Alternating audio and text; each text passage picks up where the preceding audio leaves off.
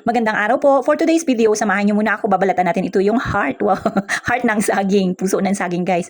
Alam nyo, bago lang po ako makakapagluto nito dito sa bahay. Ever since, simula nung tumira kami dito sa bahay na to, ngayon lang ako makakapagluto nito, guys. Pero alam na alam ko pa kung paano ito lutuin. Dahil nga, nung maliliit pa kami, yung nanay ko, yung lolo ko, ay mahilig magluto ng ganyan. Kaya, pagka nagluluto sila ng ganyan, guys, nakikita ko siya kung paano siya balatan, kung paano lutuin. Kaya, ayan, gagayahin natin, patitikim natin sa kanila yung ating natutunan sa ating mga ninuno. Abay, talaga naman, ha?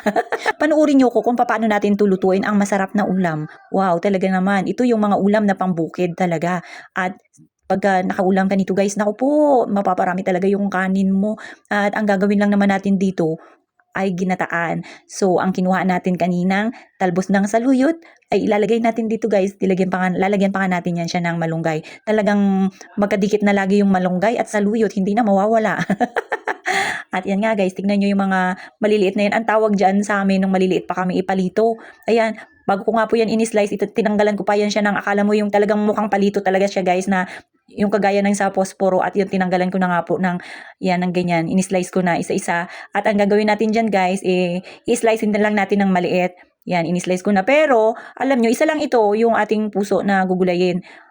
Dahil nga, patitikim ko nga lang sa kanila, baka mamaya hindi nila magustuhan. So, yan, kasyang-kasya na siguro yung. Ang magpaparami na lang dito siguro yung mga ibang sangkap na ihalo natin dyan, guys. So, ayan, tingnan nyo.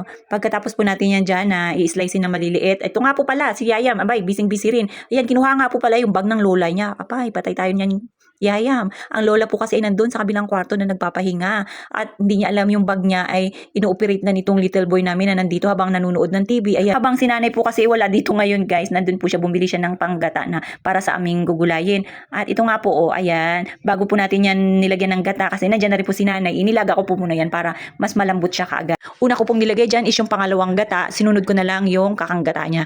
At ayan, tingnan nyo nga po, pinaglalagay ko na yung ating mga talbos. Yan, bumili rin po pala si nanay ng isda, pinirito lang namin yan siya. At after nga po niyan, maglalagay lang kami sa ibabaw ng aming gulay para yummy-yummy. Yan, guys. So yummy, di ba? Nakakatakam siya. At syempre, ang yayam namin, iba rin yung ulam. Hindi namin siya pa ulamin ng gata, guys. Baka sumaba yun siya. Alam nyo naman, di ba? Hindi siya sanay sa ganito. So, pagluluto na lang siya ng sinigang, lalagyan din namin ng isda at konting gulay. Napakasimple lang po nito yung aming niluluto. Talagang pinag-uusapan namin yan ni nanay bago namin lutuin, guys. Hindi naman po kami mayaman. Kaya tamang simple lang ang aming uulamin. Ito nga po, sabi ko kay nanay, tingnan nyo nga po siya. O talagang natatawa pa sa itsura niya. Tawang-tawa. Hindi ko pa nga po sinasabi sa kanya kung anong itsura niya, kung paano siya mag-ihip. At yan, guys, tingnan nyo nga po. Naghahain na nga po kami ni nanay dyan ng aming tanghalian. At yan, nagpiprepare na kami ng aming ulam. Sabi ko kay nanay, isabay na po siya. At ako pa rin yung nauna dito sa aming lamesa na umupo. Dahil si nanay talaga marami pa yung kinakalikot dyan sa kusina. At ito yung lola, tinawag na rin po namin, lola ni Yayam. At siya po yung mama ni Big Boss. Kailangan na nating gisingin kasi medyo masama po yung pakiramdam niya. At tingnan nyo nga po si nanay. Ayan, sabi ko kay nanay, tabi kami. Talagang nag-i-enjoy ako pagka lagi kong kasama si nanay sa kainan, guys. Kasi kahit pa paano, nagkakaroon ako ng kausap, masayang kausap. Kahit na marami ang work si nanay, pagka kinausap mo yan siya, akala mo hindi siya napapagod, guys. Paano? Panay lang ang bungis-ngis. Abay, talaga naman. Sana all na lang. Pero sabi ko nga kay nanay, ganun din si Big Boss. Lagi niyang inuulit-ulit na mag-iingat sa mga kinakain. Kung merong nararamdaman, magsabi. Para po, at least, alam din namin. Nandiyan na nga po pala yung lola ng Yayam at nanay ni Big Boss. Ayan, sa tabi ni nanay, sabi ko nga po, maupo na lang dahil nauna na kami ni nanay dito sa aming trono. Abay, talagang hindi na nakaantay. Talagang gutom na kami, guys, kasi alam nyo, medyo late na rin po kasi ito sa alas 12 yung aming lunch. Kaya ayan, tignan nyo. Sabi ko nga kay nanay, kain ng kain. Talagang ito na yung paborito naming gulay. At tignan nyo nga po, si nanay, talagang madaldal din talaga to. Kabilaan ng chika-chika niya. Nung time na yan, guys, ng aming kain, wala pa po dyan si Big Boss. Kaya panay ang tanong nitong mamay niya kung uuwi daw po. Hindi namin alam ni nanay. Kaya ganyan si nanay. Kung makipag-usap siya, kabilaan. Parehas kaming blind ni nanay dyan, guys. Kasi sobrang busy ng aming buhay dito sa bahay. Kaya si Big Boss pala ay nagpalinis ng kanyang kuko doon sa bayan. Sabi ko nga, makikisabay ako. Kaso lang, guys, may mga ginagawa pa ako. Baka mamaya, hindi ko matapos, lalo na yung paggawa ko ng content. Abay, baka mamaya wala akong content na magawa. Kaya, iyan, hindi muna ako nakisabay sa kanya. Pinauna ko na lang muna siya doon sa bayan para magpalinis ng kuko. At baka kasi umalis din siya, bumalik din sa kanyang work na hindi pa siya nakakapagpalinis ng kuko. Kasi dito rin po talaga yan siya nagpapalinis sa puerto. pagka alam niya na makati na yung mga ingron niya, lumalaki na, at talagang pwede niya nang ipa-harvest, talagang uuwi at uuwi yan dito sa Puerto guys, kasi dito lang yung aming manicurista na magaling. Alam niyo na, 'di ba, pagka nagpo-post ako ng aking pagpapalinis sa paa, talagang gustong-gusto ko kasi nakukuha niya lahat. Hindi siya yung sabi na kukunin na paunti-unti. As in talaga guys, pagka kinuha yung ingron mo, buo siya. Kaya yun, sobrang natutuwa ako pagka gano'n na nagpapalinis, sulit talaga. So, yung namatay, hindi nila kayo pa yung pa? Wala pa nag-check na. Buti ikaw na eh. Wala pa. Ilang ka pa lang 50. 4. Hindi ka nag-asawa.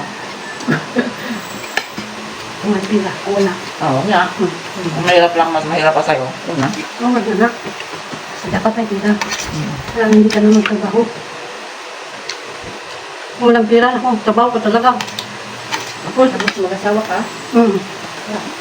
Asawa ka, walang pira. Trabaho ka din. Pareha lang nagwa ka ng batong pokot sa ulo mo. Ganon din sa kapatid ko eh. Mga 50 pa lang siya, nag-asawa na. Isang 29. Ano niya? Hindi naghihirap siya. Ayaw mo nang gano'n? Ayoko nang ganun. Siya pa nagpapakain ng asawa niya. Ayoko na. Lagi hindi ako katilaw ng kwan. Natawag na ng pipi. Sabi nila ano? Sa langit ka, kung makakatigim ka nun sa langit ka. Parang sa langit ka makatikim. Parang hindi ako katikim sa langit. Balang hindi ako kasaka sa langit. Kung hirap na yung tao, kung natawag mo.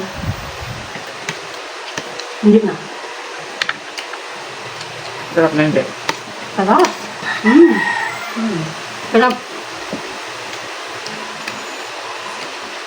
Ngayon lang po kasi ako nakapagluto ng ganito at ngayon lang din natikman ni nanay. Kaya ayan guys, sarap na sarap siya sa aking luto. Talagang nilagyan natin yan ng pampasarap at talagang yung magic na mapaparami ang kain nila.